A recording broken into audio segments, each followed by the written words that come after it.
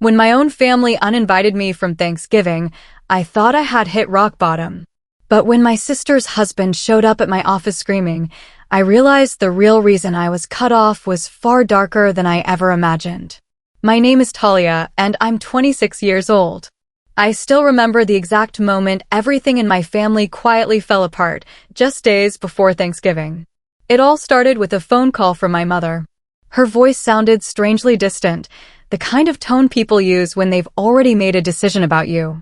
I was standing in my apartment kitchen, staring at the grocery list I had been making for the trip home, when she said something that made my heart sink. My mother said, "You won't be at Thanksgiving this year. Your sister's new husband thinks you'd ruin the vibe." For a few seconds, I honestly thought I had misheard her. Ruin the vibe? I asked her what she meant, but she just sighed, like she was exhausted by the conversation before it had even truly begun. She explained that my sister's new husband, Ethan, felt uncomfortable around me. And since this was his first Thanksgiving with the family, they wanted to avoid any drama. Drama? I barely even knew the guy. I had only met him twice, once at their rushed wedding dinner, and once at a short family brunch where he barely spoke a word to me. Still, somehow, I had become the problem. I stood there, gripping my phone, while my mom kept explaining things as if it were perfectly reasonable to uninvite your own daughter from a family holiday. She said it would only be this year, and that maybe next year things would feel different. But what hurt the most wasn't even the excuse itself. It was how easily everyone else seemed to go along with it. My sister hadn't called me. My dad hadn't called me. It was like they had all quietly and collectively decided that I no longer had a seat at their table. I felt that heavy, familiar feeling I'd had growing up, the one where I somehow always ended up being the odd one out in my own family. I wanted to argue, to defend myself, to demand what exactly Ethan had said about me. But the truth was, I already knew how those conversations would go. If I pushed back, they'd just say I was proving his point. So instead, I did the one thing no one expected. I said nothing. I simply told my mom I understood and ended the call. That night, I sat alone in my apartment with the silence pressing in around me. Outside, the city was already glowing with early holiday lights, but inside my chest, it felt dark and hollow. I kept replaying those words in my mind, "You won't be at Thanksgiving this year." It sounded less like a request and more like a verdict. Eventually, the sadness started to be replaced by anger. Who was Ethan to decide whether I belonged in my own family? And more importantly, why was my family letting him? I tried to remember our brief interactions. At the wedding dinner, he had watched me strangely when I mentioned where I worked, like the information had caught him off guard. At the brunch, he had asked me a few careful questions about my job, my office, my position. They were questions that felt less like curiosity and more like he was trying to confirm something. At the time, I had brushed it off as awkward small talk. But now, lying awake in the dark, I wondered if there had been something else in his expression. Something like recognition. Or fear. But the more I thought about it, the less sense it made. I hadn't done anything to this man. I didn't even know him well enough to offend him. By midnight, I had convinced myself to just stop caring. If my family didn't want me there, fine. I would make my own plans for Thanksgiving. I'd cook something simple, maybe watch movies, maybe even take a short trip somewhere quiet. I told myself I was okay with it, but deep down, the rejection still stung like a fresh bruise. The next morning, I went to work determined to push the whole thing out of my mind. My office building downtown was already buzzing when I walked in. The usual morning rush of employees, ringing phones, and the smell of coffee drifting through the halls. Work had always been the one place where things felt steady and predictable. I liked that. I liked being someone people relied on instead of someone they excluded. I had just settled at my desk and opened my laptop when my assistant knocked lightly on my door. She looked a little confused. "Talia," she said carefully. "There's a man in reception asking for you. He says it's urgent." I frowned. I wasn't expecting any meetings that morning. Did he give a name? I asked. She nodded slowly. "Ethan." My stomach tightened instantly. What was my sister's husband doing here? For a moment, I wondered if something had happened to my sister or my parents, but my assistant didn't look worried, just puzzled. I stood up, smoothed my jacket, and walked out toward reception, my thoughts racing with questions. When I turned the corner and saw him standing there, he looked nothing like the calm, polite guy I had met at the wedding. He looked tense, almost panicked. The second his eyes landed on me, his face went pale, like he had just seen a ghost. For a split second, neither of us moved. Then, suddenly, everything exploded at once. His chair scraped loudly against the floor as he shot to his feet, staring at me with wide, terrified eyes. And right there, in the middle of my office reception area, with employees turning to watch in confusion, he started screaming.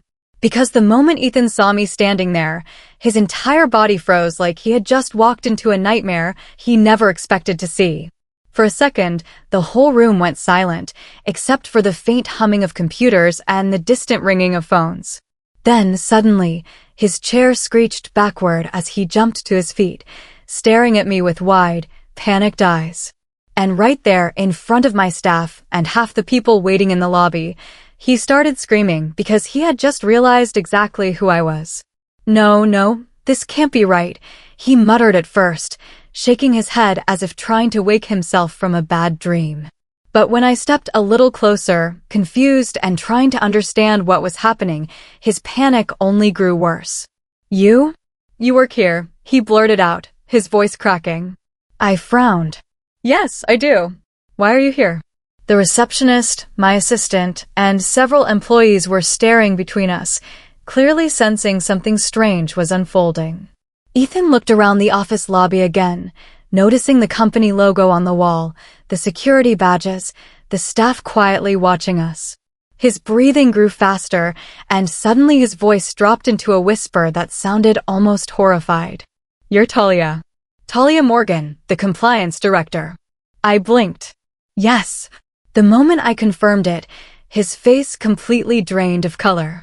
His hands began shaking so badly, he had to grab the back of the chair beside him. And then he said the one sentence that made the entire situation make sense. Oh my God. Your sister didn't know. At that point, I wasn't confused anymore. I was irritated. Know what? I asked firmly. Ethan swallowed hard. She didn't know you were the person investigating my company. The air in the room suddenly felt heavy. For a second, I just stared at him, processing the words. Because yes, it was true.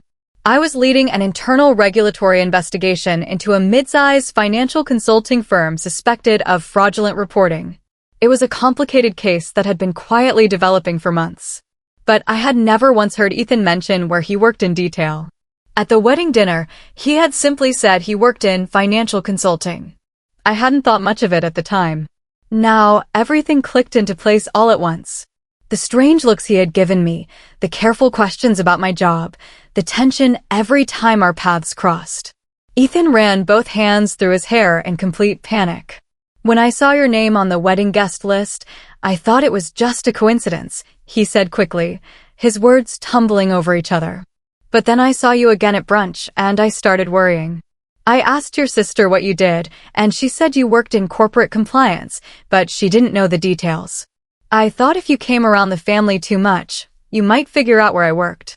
I crossed my arms slowly, letting him keep talking. So, you told my family I'd ruin the vibe at Thanksgiving? I asked.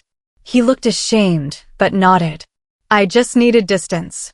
If you started asking questions, if you connected the company name, I could lose everything. The irony of the situation was almost unbelievable. My own family had cut me off from Thanksgiving because my sister's new husband was afraid I might accidentally discover something illegal he was involved in. But what Ethan didn't realize yet was the part that would truly terrify him. I looked him straight in the eyes and said calmly, Ethan, the investigation already connected the dots last week. His face completely collapsed. What? Your company name came up in a financial audit. We've already pulled the records. He looked like the ground had disappeared beneath his feet. His voice dropped into a desperate whisper. You're going to report it. I didn't answer immediately. I simply studied him. The man who had convinced my own family to exclude me just to protect himself. The man who thought pushing me away would stop the truth from catching up with him. Finally, I spoke. That depends on what the records show, I said evenly. but I suggest you start preparing for some very serious questions. At that moment, Ethan looked less like a confident new husband and more like a man realizing the consequences of his choices were already closing in on him. He had come to my office that morning hoping to confirm whether I was the same Talia he feared. Instead, he had walked straight into the worst possible confirmation. After a long silence, he nodded weakly, muttered a quiet apology, and walked out of the lobby, looking like someone heading toward a storm he couldn't escape. The moment the doors closed behind him, my assistant turned to me slowly with wide eyes. "Do I even want to know what that was about?" she asked. I exhaled and shook my head with a faint smile. Not today. But later that evening, sitting alone again in my apartment, I thought about the strange twist of fate. My family believed I was the one who would ruin Thanksgiving. But the truth was, the only reason Ethan was afraid of me was because he already knew what he had done. And sometimes, the truth has a way of showing up exactly where people least expect it. It sits with you, doesn't it? The whole thing. Not just the fraud, not just the lies, but the small, ugly detail of how easily they all agreed to leave me out.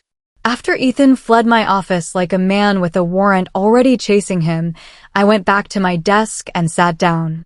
My hands were steady, but my mind was spinning. I had a job to do. And now, more than ever, I was going to do it right. And that's the story of how I went from being uninvited to Thanksgiving to uncovering the truth my sister's husband tried so hard to hide. If you enjoyed this story, don't forget to subscribe to our channel for more amazing content.